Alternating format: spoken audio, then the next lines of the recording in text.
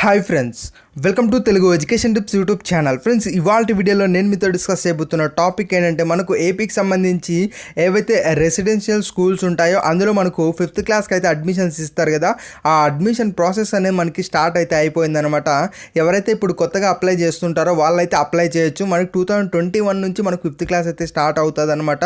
దీనికి సంబంధించి ఎలా అప్లై చేయాలి, ఏ వెబ్సైట్లో అప్లై చేయాలి, స్టెప్ బై స్టెప్ మనమైతే తెలుసుకోవడానికి అయితే ట్రై చేద్దాం. కాబట్టి దీని గురించి కంప్లీట్ డీటెయిల్స్ అనేది మనం ఇవాళ వీడియోలో అయితే చూడబోతున్నాం.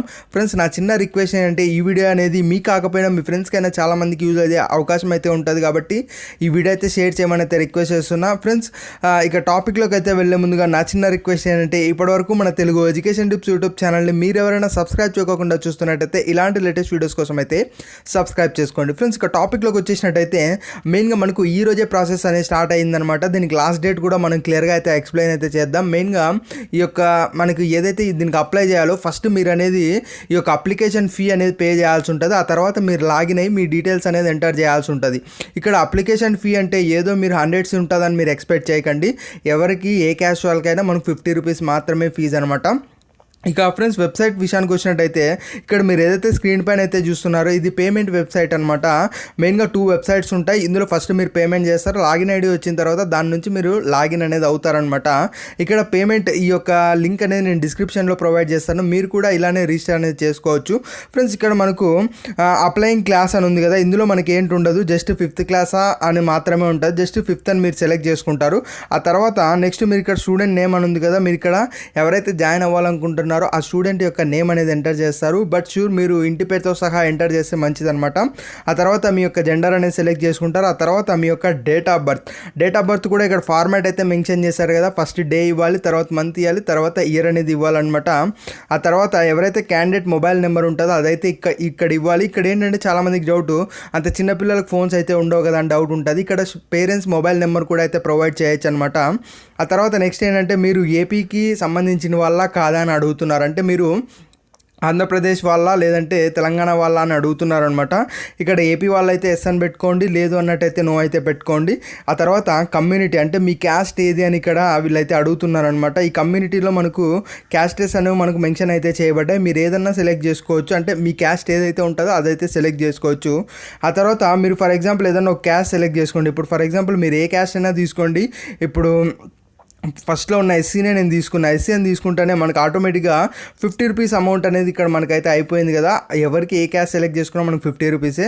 ఆ తర్వాత నెక్స్ట్ ఏం చేయాల్సి ఉంటుందంటే మనకు ఏదైతే ఇక్కడ నెంబర్ కనబడిస్తుంది కదా 3FL7HL అని, అదనేది మనకి ఇక్కడ ఏదైతే బాక్స్ అయితే ఉందో ఈ బాక్స్లో మీరైతే ఎంటర్ చేయాల్సి ఉంటుంది అనమాట. ఈ బాక్స్లో ఆ నెంబర్ అయితే క్లియర్గా ఎంటర్ చేయాలి. ఆ తర్వాత ఇక్కడ మనకు ఆ యాక్సెప్ట్ అనేది కదా దాని మీద క్లిక్ చేసి ప్రొసీడ్ టు పేమెంట్ అయితే చేయాల్సి ఉంటుంది. ఇక్కడ ప్రొసీడ్ టు పేమెంట్ క్లిక్ చేసిన వెంటనే మనకు ఎదర్ కార్డ్ ద్వారా కావచ్చు, మనకి ఏదైనా రిమైనింగ్ మనకు పేమెంట్ ఆప్షన్స్ కూడా ఇక్కడైతే ఉంటాయన్నమాట. ఆ పేమెంట్ ఆప్షన్ ద్వారా మీరు 50 రూపీస్ అనేది పే చేస్తారు. అలా పే చేసిన వెంటనే మీ యొక్క మొబైల్ నెంబర్కి మెసేజ్ అయితే రావడం జరుగుతుంది.